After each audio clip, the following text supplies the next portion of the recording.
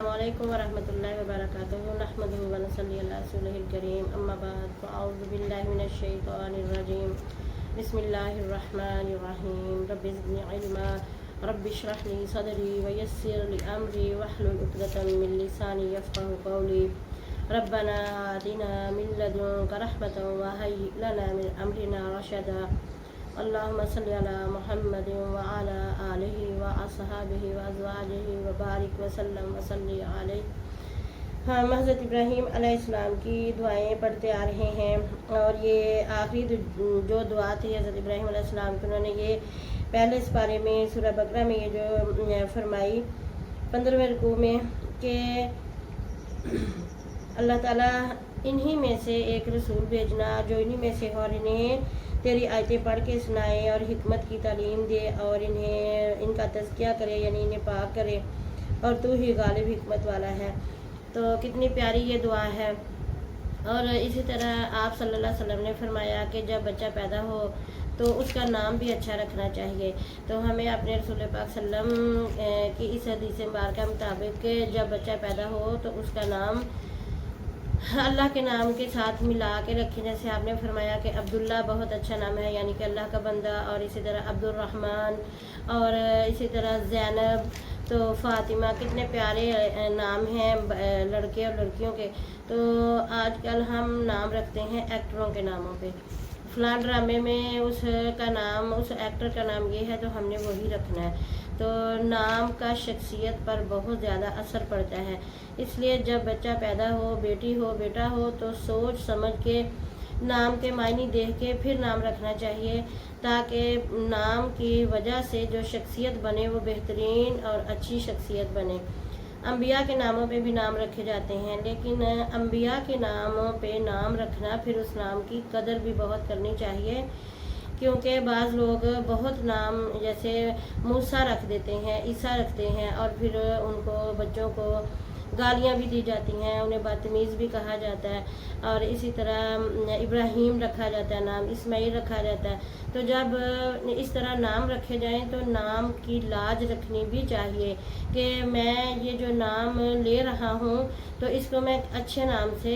پکاروں، نہ کہ اس کو برے القاب دوں۔ اس لیے جب بھی نام پکاریں تو کسی کا بھی نام لیں تو پورا نام لیں اور اچھے انداز میں نام لیں۔ آج ہم انشاءاللہ اللہ کے فضل و کرم سے پیچھے ہم 129 آیات جو ہیں وہ پوری کر چکے ہیں۔ آج ہم 130ویں آیات شروع کریں گے۔ چلیں جی تلاوت کرو۔ اعوذ باللہ من الشیطان الرجیم، بسم اللہ الرحمن الرحیم۔ ومن يرغب عن ملة إبراهيم إلا من سفي نفسه ولقد اصطفيناه في الدنيا وإنه في الآخرة لمن الصالحين إذ قال له ربه أسلم قال أسلمت لرب العالمين ووصى بها إبراهيم بنيه ويعقوب يا بني إن الله اصطفى لكم الدين فلا تموتن إلا وأنتم مسلمون صدق الله العظيم۔ سبحان اللہ، ماشاء اللہ، جزاک اللہ۔ ومن یرغب، اور کون ہے جو منہ موڑے، یرغب منہ موڑے، ام ملت ابراہیم، دین ابراہیم علیہ السلام سے، اللہ سوائے من، جس نے صفیحہ بیوقوف بنایا، نفسہ اپنے آپ کو، ہاں، وَلَقَدِ اصْطَفَيْنَاهُ، اور بے شک چن لیا ہم نے اسے، فی الدنیا، دنیا میں، وَإِنَّهُ، اور بے شک وہ، فی الآخرۃ، آخرت میں، لَمِنَ الصَّالِحِینَ، نیکوں کاروں میں سے ہے۔ اللہ تعالیٰ فرما رہے ہیں کہ کون ہے جو کہ دین ابراہیمی سے منہ موڑے، کیونکہ دین ابراہیم ہی تو بہترین دین ہے اور ایک طرف کا ہے، یعنی اللہ تعالیٰ کی وحدانیت بیان کرنے والا۔ تو جو دین ابراہیمی سے منہ موڑے گا علیہ السلام سے، تو اس نے در حقیقت کیا کیا کہ اپنے آپ کو بیوقوف بنایا، اس نے اپنے نفس کو بیوقوف بنا لیا۔ ہاں، اور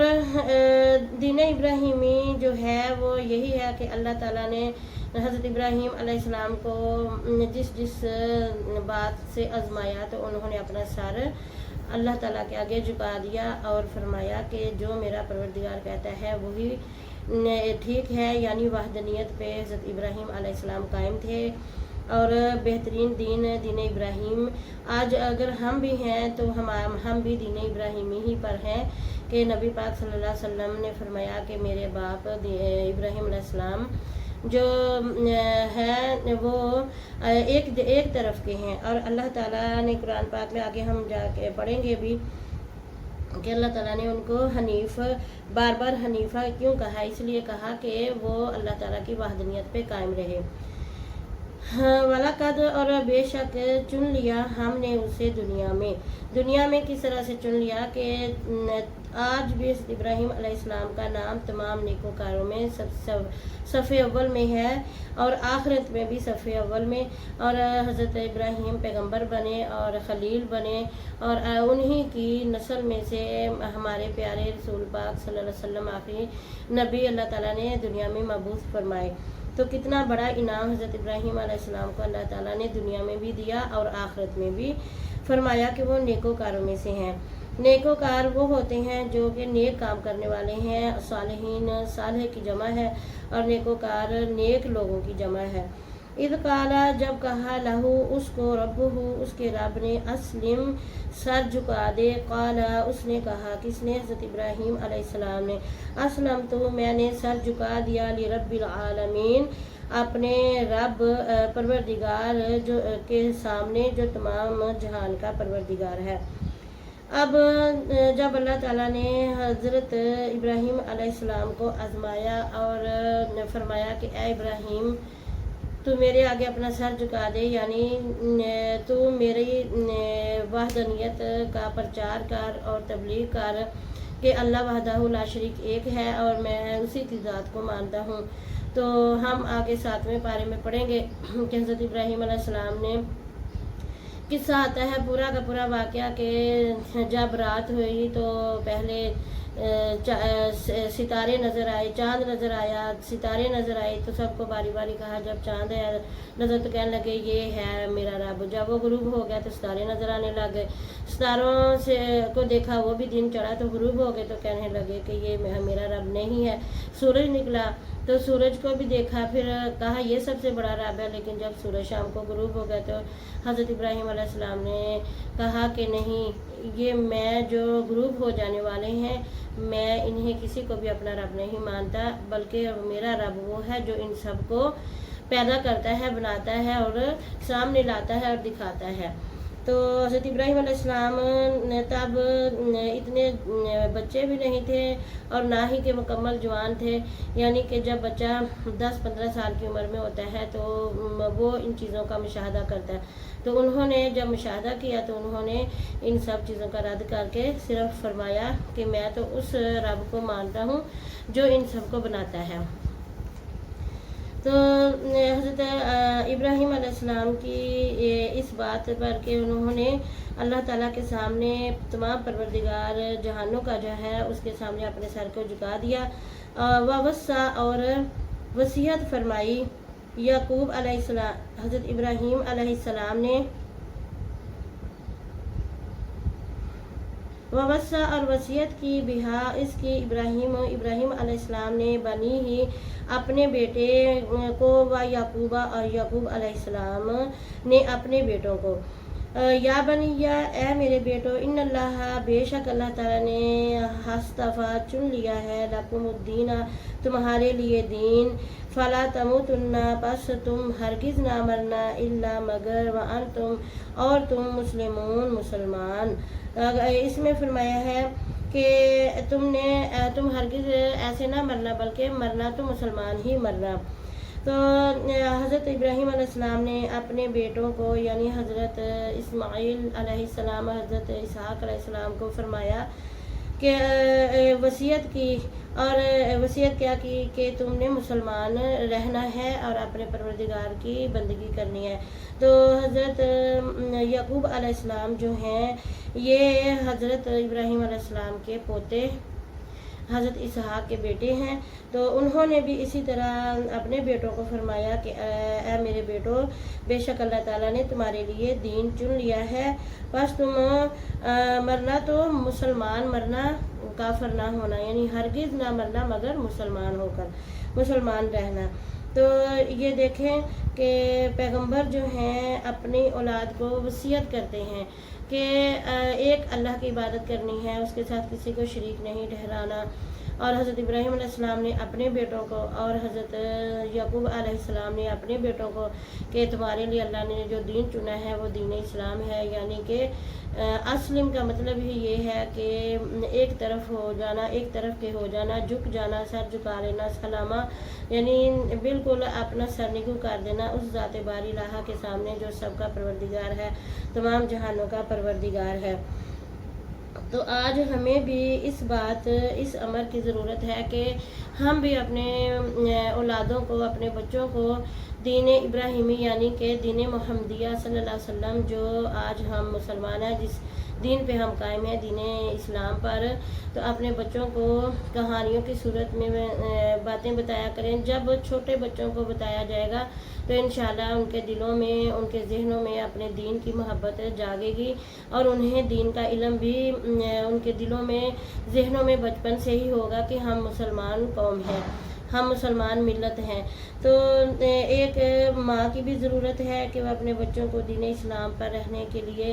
روزانہ انہیں وصیت کرے، انہیں سمجھائے۔ جوان بھی ہو جائیں تو کیا ہوا، بڑے ہو گئے ہیں، سمجھدار ہو گئے ہیں، لیکن پھر بھی انہیں بتانا ہے۔ اور اسی طرح باپ کا بھی فرض بنتا ہے، کیونکہ یہاں ان آیات میں جو ہے وہ باپ وصیت کر رہا ہے اپنی اولاد کو۔ ماں پر ذمہ داری ہے کہ وہ بچوں کی اچھی تربیت کرے، گھر میں رہتی ہے اور اپنے بچوں کو اچھے برے کی تمیز بتائے اور ان کی اچھے طریقے سے تربیت کرے، جسمانی لحاظ سے بھی اور ذہنی لحاظ سے بھی۔ اور یہاں باپ وصیت کر رہے ہیں، اور پیغمبر بھی ہیں، اور پیغمبروں کو پیغمبر اپنے، یعنی حضرت ابراہیم بھی پیغمبر، اور حضرت اسحاق بھی پیغمبر، حضرت اسماعیل بھی پیغمبر، پھر حضرت یعقوب علیہ السلام پیغمبر۔ تو وہ سب اپنی اولادوں کو اللہ تعالیٰ کے حکم کی جو ہے وہ تعمیل کرنے کی وصیت کر رہے ہیں کہ اللہ تعالیٰ کو ایک ماننا ہے، اسی کی بندگی کرنی ہے، اور جو اس نے تمہارے لیے دین چنا ہے اسی پر قائم رہنا ہے۔ تو جب پیغمبر اتنے نیک، اتنے معصوم کہ اللہ کسی پیغمبر کو خلیل فرماتا ہے، کسی کو اپنا کلیم کہتا ہے، اور کسی کو اپنا حبیب کہتا ہے، تو سب پیغمبروں نے اللہ تعالیٰ کی وحدانیت کی تعلیم دی، اللہ کی بندگی کی، اور اسی کو اپنا معبود بنانے کی۔ تو آج ہم پر بھی بہت زیادہ یہ جو ہے حکم لاگو ہے کہ ہم بھی اپنے بچوں کو اس بات کی وصیت کرتے رہیں، روزانہ ایک معمول بنا لیں۔ جس طرح سے ہم کھانا کھانے میں یا کوئی اور سونے میں، جاگنے میں ہمارا ایک معمول ہے، اسی طرح ہمیں یہ بھی معمول بنانا چاہیے کہ اپنی اولادوں کو ایک پروردگار کی بندگی کرنے کی نصیحت کرتے رہیں، انہیں شرک سے بچاتے رہیں، اور انہیں بتاتے رہیں کہ بچوں ایک پروردگار کی بندگی کرنی ہے، اپنے رب کے ساتھ کسی کو شریک نہیں ٹھہرانا، دین اسلام سب سے بہترین دین ہے، اسی پہ قائم رہنا ہے، اور اپنے دین کو ہی پسند کرنا ہے، اور ادھر ادھر کی باتیں سن کے تو آپ نے اپنے دین سے نہیں ڈگمگانا، اور اپنے بچوں کو وصیت کریں گے تو انشاءاللہ چھوٹے بچے کو جب بتایا جاتا ہے تو اللہ کے فضل و کرم سے ان کے ذہن میں ایک بات پکی ہو جاتی ہے، اور یہ ہم سب کا فرض ہے۔ اس کے ساتھ ہی ہم انشاءاللہ پھر ملیں گے۔ صدق اللہ العظیم، صدق رسولہ الکریم۔ سبحانک اللہم لا الہ الا انت استغفرک و اتوب الیک۔